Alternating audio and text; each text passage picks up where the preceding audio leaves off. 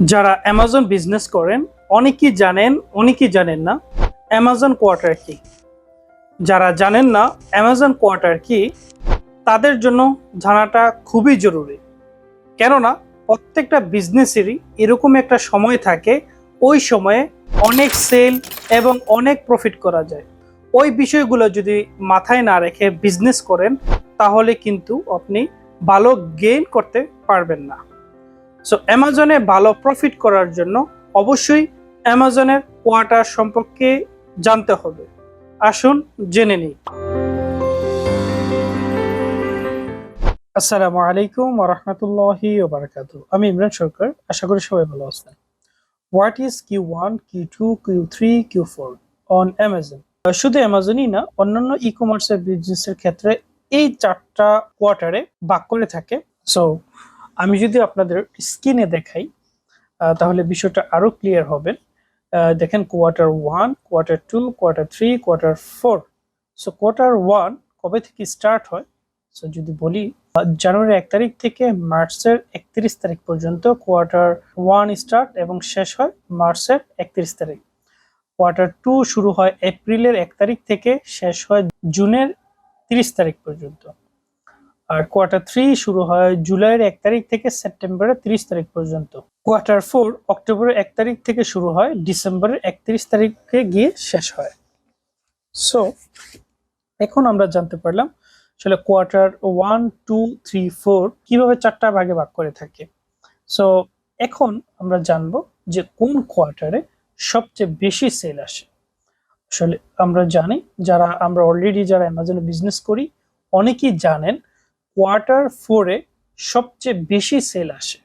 ঠিক আছে, এটা যেই কোনো প্রোডাক্টের ক্ষেত্রেই হোক, সবচেয়ে বেশি সেল আসে কোয়ার্টার 4-এ। হ্যাঁ, অন্যান্য যেই কোয়ার্টার 1, কোয়ার্টার 2, কোয়ার্টার 3-তেও যে সেল আসে না, বিষয়টা এরকম নয়, কিন্তু তার থেকেও 2 গুণ 3 গুণ বেশি কিন্তু কোয়ার্টার 4-এ আসে। আসার কারণ যদি আমি আপনাদের বলি, যদি এই বিষয়টা অনেকেই জানেন, তারপরে যারা না জানেন তাদের ক্ষেত্রে আমি আসলে বলতেছি। সো আপনারা ভিডিওটা মনোযোগী হন, তাহলে বিষয়টা আরো ক্লিয়ার হবে। দেখেন, Amazon sales should to do prepare for quarter 4 sale. Quarter 4-এ আমরা জানি ইউএসএ তে, ইউকে তে সবচেয়ে বেশি হলিডে থাকে। যদি আমি একটু বলি, হলিডে হলেও Halloween, black Friday, Cyber Monday, Christmas Day, new year ইত্যাদি। আসলে এগুলা কি? অনেকেই বলবেন যে ভাই এটা কি? যদি আপনাদের জন্য আমি আরো ইজিলি বলি, আমরা বাংলাদেশে যেহেতু আমাদের ইসলাম ধর্মে বা আমাদের বাংলাদেশে যেমন যারা ব্যবসায়ী ভাইয়েরা ঈদে আমাদের 2টা ঈদ থাকে, তাদের টার্গেট কিন্তু ওই 2টা ঈদ নিয়েই থাকেন। সে সারা বছর কি দোকানদারি করতেছে, সে কি বিক্রি করতেছে না? হ্যাঁ করে, কিন্তু ঈদের টাইমটাতে দেখবেন বেচা কিনা 2 গুণ 3 গুণ 4 গুণ বেড়ে যায়। এবং কি আপনি সাধারণ সময় যে একটা শার্ট আপনি 400 টাকাতে নিতে পারবেন, ঈদের সময় কিন্তু ওটা আপনি 700 থেকে 800 টাকা কমে নিতে পারবেন। আমি আশা করি বিষয়টা বুঝেছি। সেম সিস্টেমটা হচ্ছে ইউএসএ ইউকেতে Black Friday, Cyber Monday, Christmas Day, new ইয়ারকে তাদের এরকম ঈদের দিন। আমি এটা আপনাদের বোঝানোর সাপেক্ষে বলে দিলাম আর কি। সো আপনি যদি আপনার ফোকাসটা যদি Q4-এ রাখেন, কোয়ার্টার 4-এ রাখেন, এখান থেকে কিন্তু বিগ সেল আসলে আপনি নিয়ে আসতে পারবেন এবং কি বিগ একটা প্রফিটও নিয়ে আসতে পারবেন। সো এই মাসে আপনাকে হিউজ স্টক রাখতে হবে।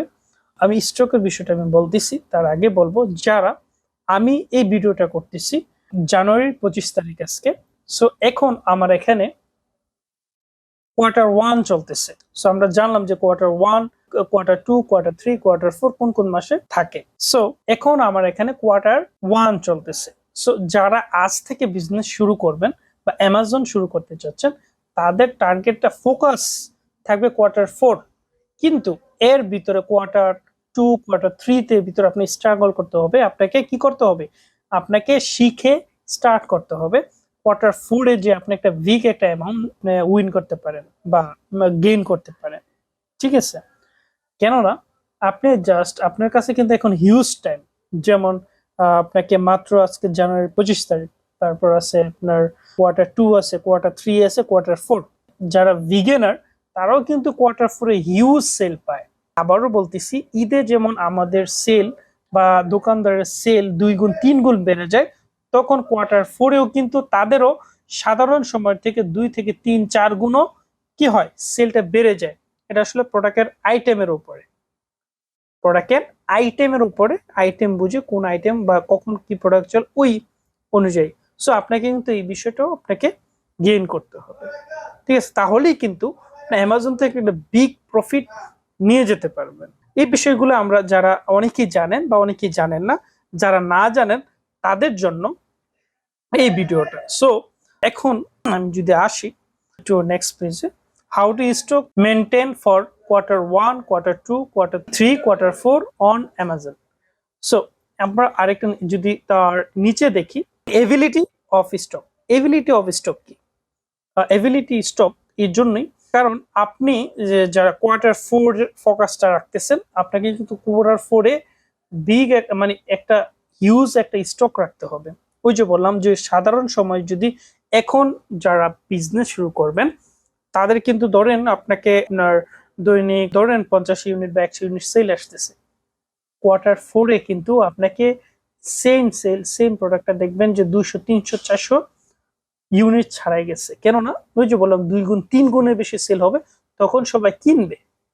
কেউ যদি সারা বছর নাও কিনে তখন কিন্তু Q4 এ কিনবে, কেননা তাদের ওই দিন ওই সময়গুলোতে ঈদের দিন, যে আমি আপনাদের বোঝানোর সাপেক্ষের জন্য যদি আবারও বলি, আমরা সারা বছর যদি কোনো কাপড় চোপড় নাও কিনি, কিন্তু আমরা কিন্তু 2 ঈদে আমরা কাপড় কিনি।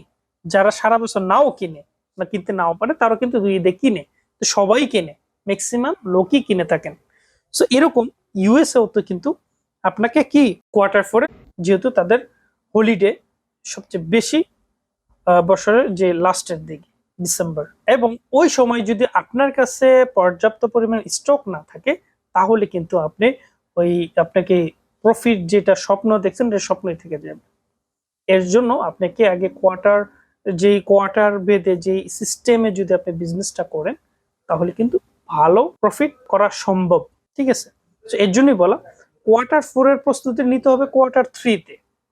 এখন আপনি Q4 চলে আসলো, তখন কিন্তু প্রস্তুতি নিয়ে কোনো লাভ নেই, তাই না?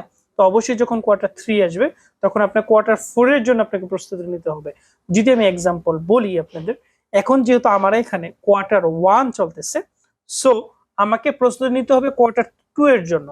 যখন Q2 আসবে তখন আমাকে প্রস্তুতি নিতে হবে Q3 এর জন্য।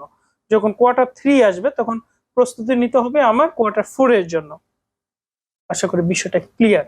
তাহলে কিন্তু আপনার কখনো স্টক আপনাকে কি হবে না, খালি হবে না, আপনার পর্যাপ্ত পরিমাণ সেল আসতেই থাকবে, রানিং থাকবে, ঠিক আছে? তখন কিন্তু আপনার প্রোডাক্ট একটা র্যাঙ্কে থাকবে।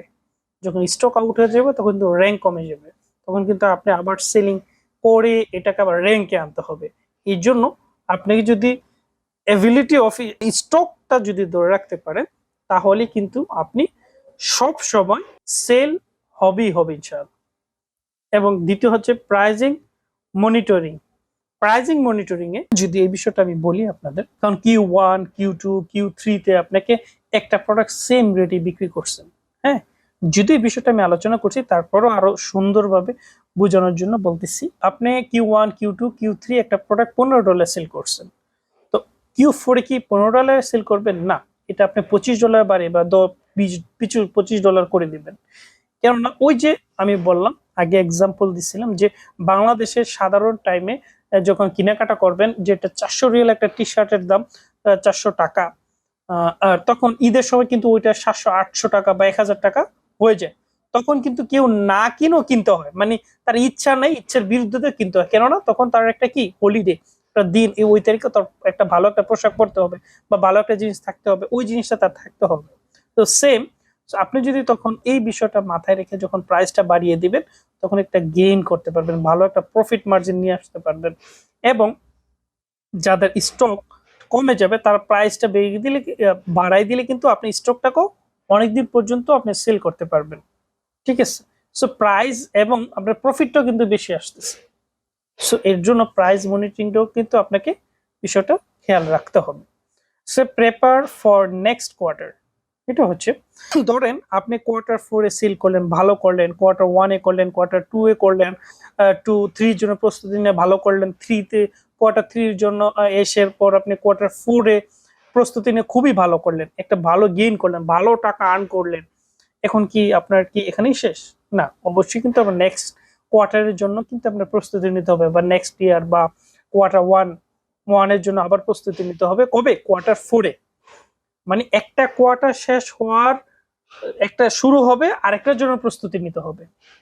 তাহলে কিন্তু আপনি কখনোই স্টক আউট হবে না, আপনার কন্টিনিউ টু সেল আসবে। আশা করি আপনারা কোয়ার্টার সম্পর্কে বুঝতে পারছেন। যদি না বুঝে থাকেন, কোনো কোশ্চেন থাকলে অবশ্যই আমাদের কমেন্ট বক্সে আপনারা কমেন্ট করতে পারেন, অথবা আমাদের সাথে যোগাযোগ করতে পারেন। ইনশাল্লাহ আমরা আপনাকে বুঝিয়ে দেব। এবং যারা বিগিনার, অ্যামাজন কিভাবে সেল করে টাকা আর্ন করতে হয়, বা ঘরে বসে থেকে কিভাবে অ্যামাজন সেল শিখতে চান, তাহলে অবশ্যই আমাদের সাথে যোগাযোগ করতে পারেন। আমরা আপনাকে একদম প্রপারলি স্টেপ বাই স্টেপ শিখিয়ে দিব ইনশাআল্লাহ। সো অবশ্যই আমাদের সাথে 7 স্টারের সাথে যোগাযোগ করতে হবে। ওকে, আসসালামু আলাইকুম ওয়া রাহমাতুল্লাহি ওয়া বারাকাতুহু। সবাই ভালো থাকবেন, সুস্থ থাকবেন, ইনশাআল্লাহ নেক্সট ভিডিওতে আবারও কথা হবে।